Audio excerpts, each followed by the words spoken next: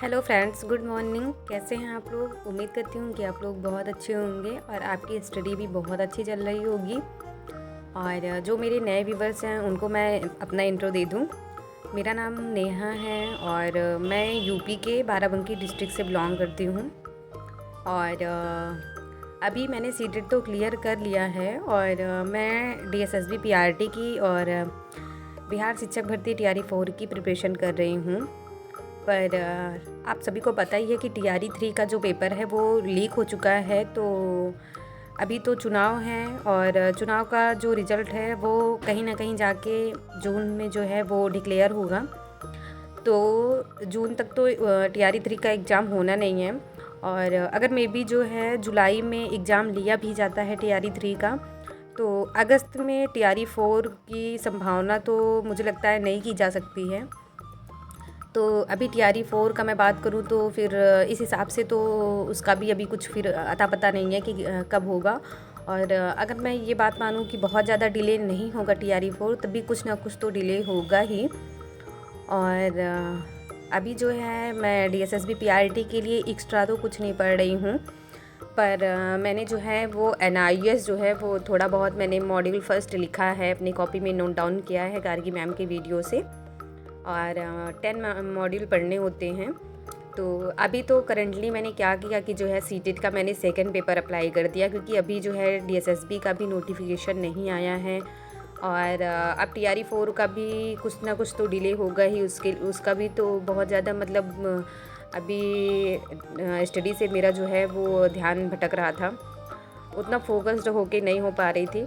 तो मैंने सोचा चलो सीटेट को टारगेट बनाते हैं। सीटेट एग्ज़ाम के मतलब ज़रिए हमारी जो प्रिपरेशन है वो और अच्छे तरीके से हो जाएगी।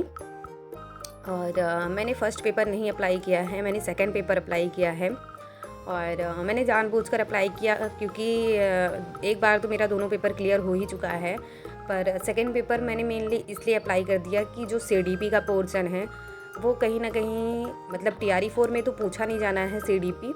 और डीएसएसबी पीआरटी की बात करूँ तो वहाँ पे जो है इसका बहुत अहम रोल है पेडागोजी का।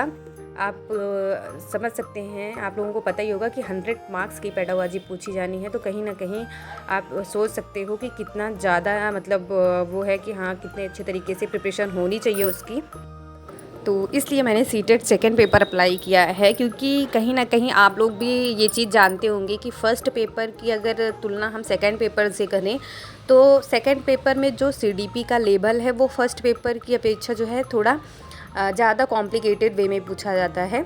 तो इसलिए मैंने सेकंड पेपर ही अप्लाई किया कि सीटेट के अगर सीटेट को टारगेट बना के मैं पढ़ूँगी तो कहीं ना कहीं वो जो सीडीपी वाला सेक्शन है, मेरा पेडागोजिकल जो सेक्शन है डीएसएसबी पीआरटी का, वहाँ से जो है सीटेट के थ्रू मेरा जो है उसका बेसिक कंप्लीट हो जाएगा। और एनआईएस तो मैं लिखूँगी ही, अभी मैं उसकी नोट्स बना रही हूँ और जब मुझे टाइम मिलता है थोड़ा बहुत रीड कर लेती हूँ, पर अभी उस पर बहुत ज़्यादा फोकस नहीं किया मैंने एनआईएस पे। और डीएसएसबी में भी जीएस पूछा जाता है, तो अगर जीएस भी हम लोगों को बेसिक से स्ट्रॉन्ग करनी है तो उसके लिए एनसीईआरटी तो पढ़ना ही पड़ेगा। और सीटेट सेकंड पेपर में मेरा एसएसटी है तो उसके लिए भी एनसीईआरटी हम लोगों को पढ़ना है। और टीआरई 4 में अगर उसकी मैं बात करूं तो टीआरई 4 में जो है जीएस का जो पोर्शन है उसके लिए भी हम लोगों को एनसीईआरटी पढ़ना है। तो एनसीईआरटी का कहीं ना कहीं बहुत ज़्यादा अहम रोल है, हर एक एग्ज़ाम में एनसीईआरटी से क्वेश्चन आते ही आते हैं। तो अभी जो मैंने अपना मेन फोकस्ड रखा वो सीटेट के सेकंड पेपर पे रखा है। और टारगेट तो मेरा और ही कुछ है, आप लोग सभी को पता है टारगेट मेरा जो है वो डीएसएसबी पीआरटी और बीपीएससी टीआरई 4 ही रहेगा। मैं जो मतलब वो होता नहीं है कि किसी चीज़ को बहुत ज़्यादा महत्व देना, तो वो मैं डीएसएसबी पीआरटी और बीपीएससी टीआरई 4 को ही दूंगी।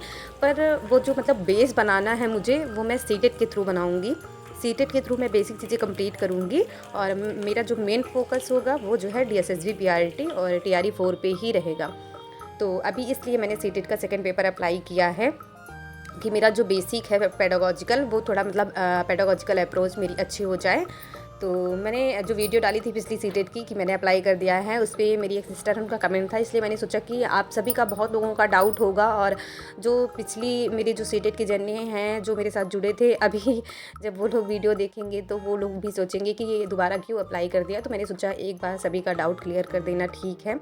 क्योंकि कमेंट में बार बार मतलब किसी चीज़ को मुझे नोट डाउन करके मतलब कोई चीज़ कोई पूछता है जैसे, तो मैं सबका डाउट तो जो भी होता है, जितनी भी जानकारी मुझे होती है, मैं सोचती हूँ कि सबका जो भी प्रॉब्लम है, जो भी डाउट्स हैं आप लोगों के, वो सारी चीज़ें मुझसे जितनी हो पाती है मैं उसका सॉल्यूशन करती हूँ। पर जैसे मतलब कोई ये पूछता है कि आपने क्यों अप्लाई कर दिया, आपका क्लियर था ऐसा वैसा, तो फिर मतलब वो चीज़ें टाइप करने में मुझे बहुत बोरियत फील होती है। तो मैं सोचती हूँ कि कमेंट जो भी है जितना भी हो पाता है मैं रिप्लाई तो कर देती हूँ, पर मैं सोचती हूँ वीडियो के थ्रू मैं आप लोगों को बता दूँ कि क्यों किया मैंने ऐसा। तो आज तो मैंने सीटेट के लिए ज़्यादा कुछ नहीं पढ़ा था। एनसीईआरटी जो मैं पढ़ रही हूँ 6 to 8 की पढ़ रही हूँ, और 6 क्लास की मैंने कंप्लीट कर दी है। जब मैं अभी बीच में डीएसएसबी और टीआरई 4 की प्रिपरेशन कर रही थी तभी से मैंने एनसीईआरटी पढ़ना स्टार्ट किया। तो 6 क्लास की कंप्लीट कर दी मैंने, और 7th क्लास की मैं अभी पढ़ रही हूँ और वो भी कंप्लीट होने वाली है। उसके बाद मैं 8th क्लास की पढ़ूँगी। फिर मैं ये तीनों क्लास की जो है एनसीईआरटी तीनों, ज्योग्राफी, हिस्ट्री, पॉलिटी, वो रिवीजन करूँगी। और उसके बाद ही मैं जो है मतलब सारी चीज़ें जो भी मुझे पढ़नी है वो मैं बताऊंगी कि मैं कैसे पढ़ रही हूँ, कहाँ से पढ़ रही हूँ।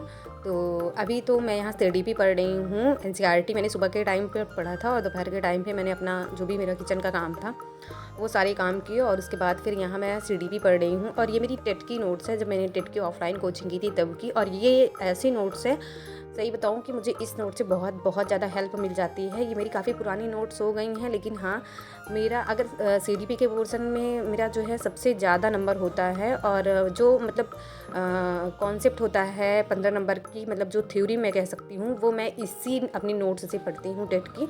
और बाकी जो है पेडागोजी के लिए मैंने हमेशा मैराथन देखी है। पेडागोजी कभी किसी को पढ़ने की ज़रूरत नहीं होती, बस आपको समझ अपनी जो है वो डेवलप करनी होती है। तो लेकिन हमको उसके लिए प्रैक्टिस करना बहुत ज़्यादा ज़रूरी है, प्रैक्टिस करते रहना चाहिए। तो अभी तो फेस्टिवल है, मुझे लगता है कि ये वीडियो डालने के बाद 1-2 दिन मेरी वीडियो नहीं आ पाएगी, क्योंकि अभी जो है त्यौहार है, तो घर पे बहुत सारा काम है, बहुत सारी मतलब जिम्मेदारियाँ हो जाती हैं, और किचन का तो बहुत ही सारा काम हो जाता है। गुजिया वुजिया बनाना, ये सब आप सभी को पता है, हम सभी के घर में होता है। तो मे बी 1-2 दिन वीडियो ना आए, और उसके बाद मैं अपनी पूरी जर्नी आप लोगों के साथ शेयर करूँगी, और जो भी जहाँ से पढ़ूँगी आप लोगों के साथ शेयर करूँगी। और अभी सनी सर की एनसीईआरटी फ़िल्टर सीरीज़ भी स्टार्ट हो गई है। अगर आप लोगों ने नहीं देखा है तो आप देख सकते हो, बहुत हेल्प हो जाएगी वहाँ से। तो एनसीईआरटी फ़िल्टर सीरीज़ से मैंने काफ़ी कुछ जो है पिछली बार पढ़ा था, और नोट्स भी बना रखी थी। और अभी जो है वो लेटेस्ट सीरीज़ शुरू की है सर ने, तो अभी आप लोग वहाँ से देख सकते हो। अभी 1 ही या 2 ही क्लास चली है एनसीईआरटी फ़िल्टर सीरीज़ की, तो वहाँ से भी आप लोग रीड कर सकते हो और प्रॉपर नोट्स बना सकते हो।